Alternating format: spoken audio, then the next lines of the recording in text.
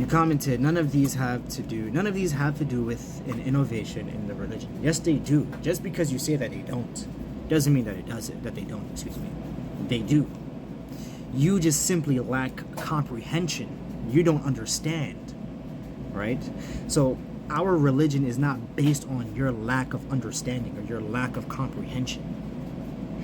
Just because you're refusing to understand a matter or a subject that is being explained to you with proofs and evidences and explanation of those proofs and evidences, it doesn't mean that it doesn't exist because you don't understand it, or that it's automatically false because you don't understand it. It means you should stop texting, you should stop commenting, get off of TikTok and study.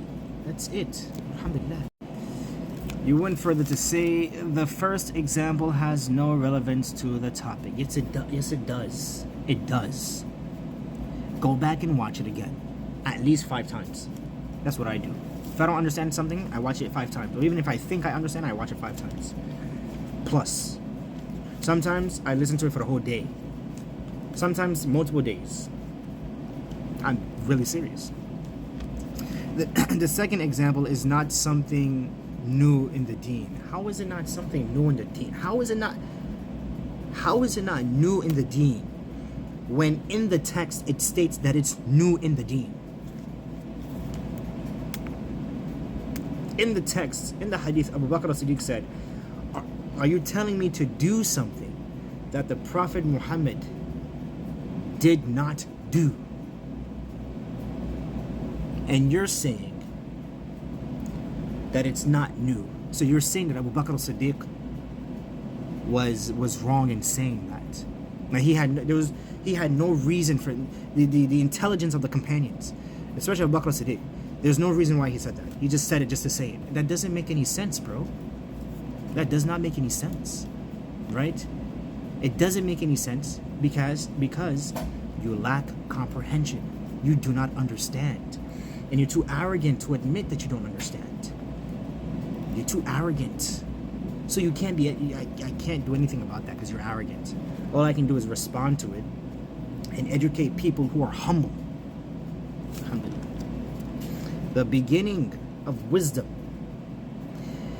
is to know that you don't know. Is to admit to yourself that you don't know. Is to humble yourself. Even if someone is wrong. Even if someone is wrong. At least listen. It's like, for example, when I was in college, right? I took a course in human evolution because I needed to take a course. I needed to fill in a spot, right? I needed credits. And I went into that class arrogant, like, okay, this whole knowledge is false, is fake, it's a fake knowledge, is false. Human evolution is false. By the end of the year, I regretted being arrogant because I got a D in the class. I mean, I didn't really care about the grade, but I got a D in the class. And also, I could have learned the proofs and evidences against that belief. And I regretted being arrogant. If I had been humble, I could have learned and then had, proofs and evidence against them, like stronger proofs and evidences against them. So even if someone is speaking falsehood, or even if you believe someone is speaking falsehood, be humble so that you can learn. Other than that, you're just blabbering, you're chatting. You don't know what you're talking about. The second example is not something new in the deen, but when you read the text, it clearly states that, the Prophet never did this. So that means that it's new. Alhamdulillah. So my advice to you is pick up a book, sit with a teacher, and learn. And hopefully it's not a Wahhabi, or else if you sit with that Wahhabi teacher, you're gonna get false information. You're gonna get false understanding of the religion. Alhamdulillah Rabbil Alameen. You're gonna watch this video, and I kid you not.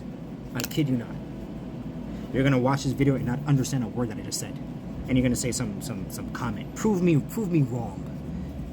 You're not going to, because you're arrogant. So what happens when you're arrogant? When you're arrogant, I can predict your behavior. So prove me wrong, inshallah.